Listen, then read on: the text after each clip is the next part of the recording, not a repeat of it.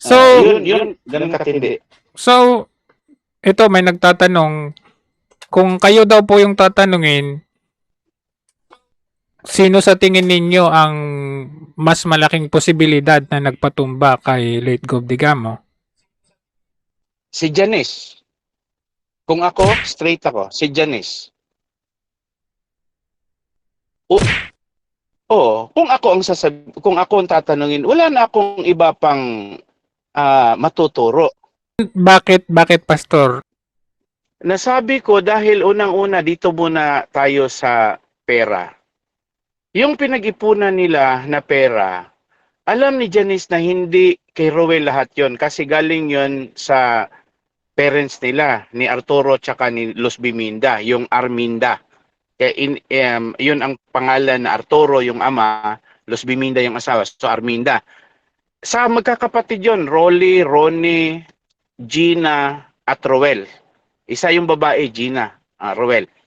Ngayon, dahil si Roel yung gobernor, si Roel talaga ang nagpalago dahil sabihin ko na lang straight, yung crudo mismo nagagamitin doon sa barko, yung mga ano pa yung dati yung kahoy pa yung mga ano nila, yung mga we call it yung mga maliit nila na barko, Barge, parang ganun. mga dito barge, para basta maliit na ano, fishing boat, ganon. Fishing boat, okay. Oh, naging steel na lang yon nung nag-gobernor na si Roel. Sa crudo, supply yon galing sa doon ako kasama ako diyan sa pagpapatakbo ni Roel na gobernor Yun, nagde-deliver yon ng crudo. Yung mga steel galing yon sa gobyerno. Pati yung sa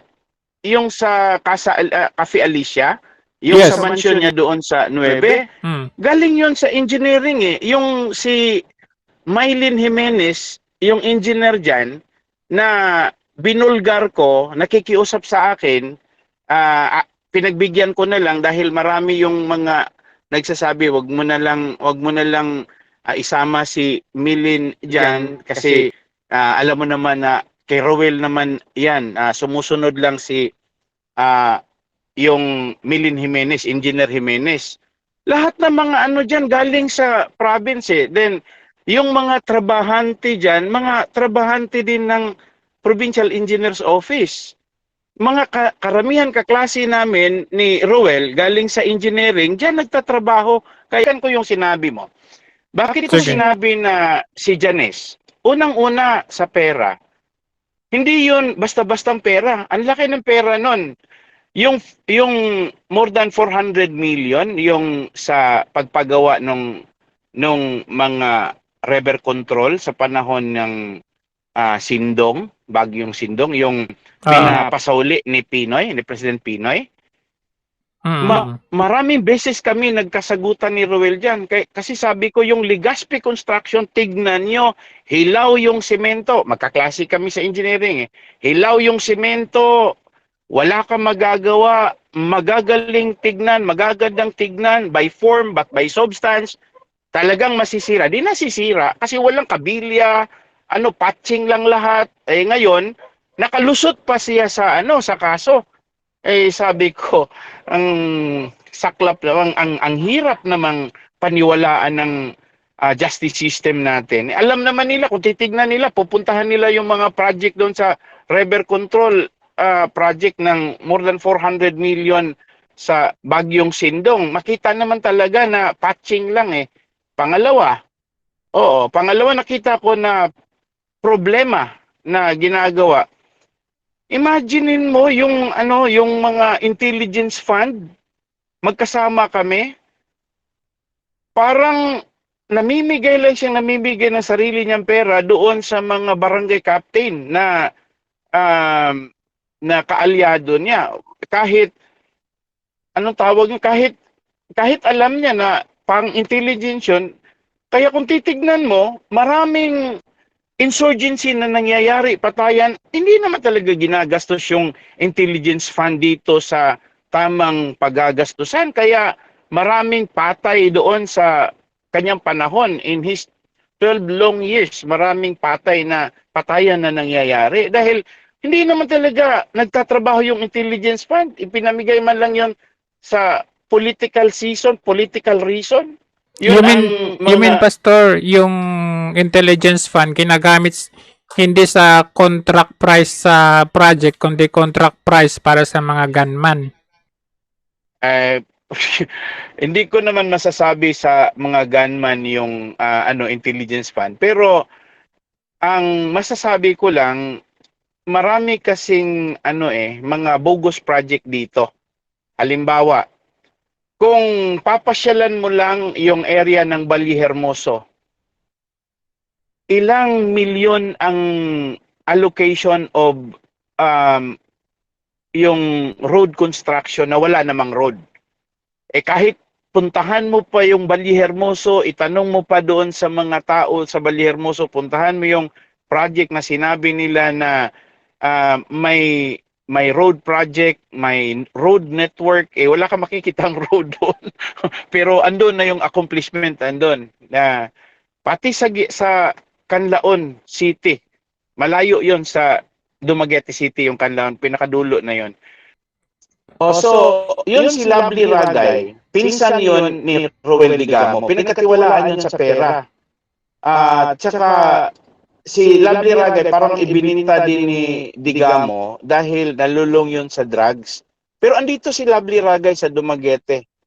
Galit na galit si Janice doon dahil si Lovely pinagkatiwalaan talaga ni Roel Digamo sa mga transaction. Si Lovely yung ghost employee, yung nagtatrabaho kunwari binibigyan ng sweldo sa province. Si Lovely Ragay ang nagbibigay nagpapasahod noon.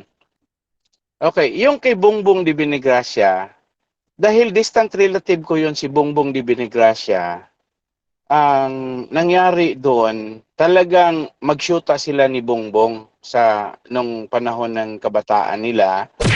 At saka itong lolo namin na malapit sa isa't isa, yung first degree kasi ng lolo namin, Bibi Angkon, yung lolo din ni Bongbong de Binigracia, yon si Polding Amaro. Then, ang nangyari doon, nung kabataan nila, talagang in love na in love dyan si Janice kay Bongbong kasi, okay, si Bongbong de Binigracia, distant relative ko yon kasi pakiisa yon ng lolo ko, si Lolo Bibi Angkon. Ang pangalan ng lolo niya, si Polding Amaro. Yung anak ni Polding Amaro, yung mama ni Bongbong na nakapag-asawa ng forest guard. Kaya ang nangyari doon, ang mga kapatid ng mama ni Bongbong, sina nung Tony Amaro, tsaka yung mga iba niyang kapatid, close ko, doon ko nalaman na in love talaga si Janice doon kay Bongbong. Kasi si Bongbong yung mayroong pinakaunang Yamaha Trail. Sikat na yung magkaroon ng Yamaha Trail sa panahon nila eh. Kaya hatid sundo yon si Bongbong kay Janice. Nangyari lang na si Janice masyadong ambisyosa, nag-eskwela ng magarang eskwelahan, pero si Bongbong talagang ano lang yon, para bang katamtaman lang, hindi naman nakapag-asawa ng mayaman. Si Janice, ambisyosa lang talaga. Nung panahon na dumiskarte si Roel sa kanya, alam na alam ko kasi magkaklase kami dati, talagang pumatol siya doon kay Roel kasi magandang lalaki din naman si Roel, saka may pera dahil malaki yung yung negosyo ni Arturo tsaka ni Los Biminda, yung parents ni Roel.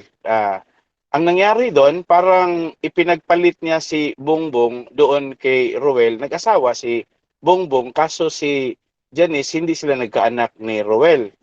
Ang nangyari doon, dahil yung sinabi pa ni Bongbong dati sa akin, hindi iyan makakalimot si Janice sa akin dahil sa laki ng dinadala ko, sabi ni Bongbong sa akin. Kasi biruan lang namin yon dati kasi close kami. At saka talagang si Ruel talaga, galit talaga yon kay Bongbong. Kasi alam naman talaga niya na si Bongbong, charismatic yun kahit hindi yun masyadong, dahil hindi So, ganoon kayaman ni Roel. Yes. so Pero, alam po, ni late Gob Digamo yung history nung dalawa. ay, alam niya. Palagi nga sila nag-aaway doon eh. Palagi kasi Janice, every time na pumunta yan ng Pamplona, talagang nagkikita yan sila Bongbong. Eh, alam na alam ko kasi distant relative ko yan eh. Mag-uusap lang kami every time na pupunta din ako sa baryo namin sa Abante. Abante yung baryo namin sa Pamplona. Hindi, pero Madalas na kami Pastor, bago may tuloy, 'di ba Yes. ginawa ni Mayor Janice Digamo na parang personal ano niya, personal Yes, personal driver, personal oo, at aid. saka assistant. Yun. Basta lagi silang magkasama sa events sa ano. Sige nga, enlighten us with that, Pastor. Oo, magkasama. Wait na nga. Hindi. Sige, go ahead. Sabi mo, magkasama yan sila. Ano yung sabi mo?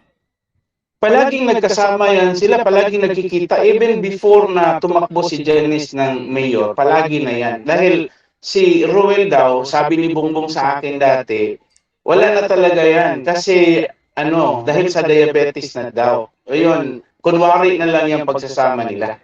Mas enjoy talaga si Janice sa samahan nila ni Bongbong. Kasi malaki.